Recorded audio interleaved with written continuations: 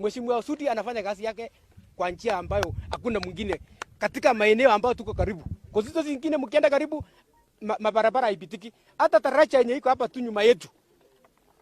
Kwa hiyo miaka ingine wakati mheshimiwa hakuwa kwa kiketi, haikuwa inapitika wakati huu. Lakini sasa hii ni barabara ambayo inatumika kutoka Moi University ukienda Eldoret. So tunataka kuambia hawa watu wengine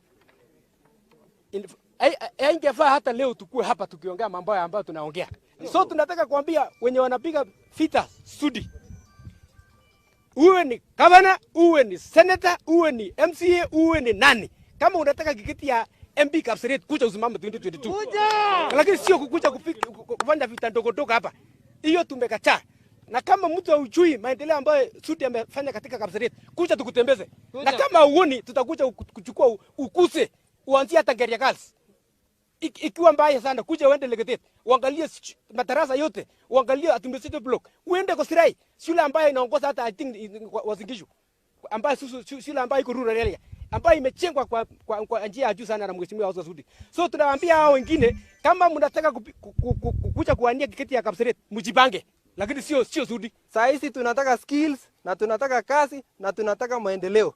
Sasa kwa hayo machache tunataka kuunga mkono mheshimiwa Sudi. Na tunataka pia kuambia Sudi asimame vizuri na naibu wa rais. Mheshimiwa wetu amefanya mengi.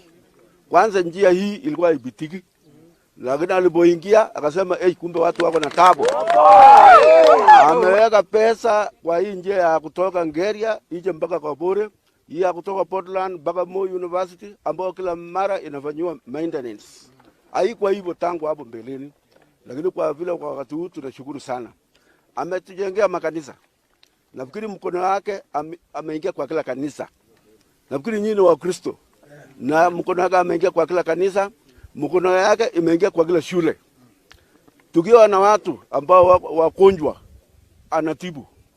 Anaweza ingia na kusema nimemaliza ile pili ya hospitali. Kwa hivyo tunashukuru sana. Na tunasema wakati wa siasa haijafikia wakati huu ni wakati wa kazi.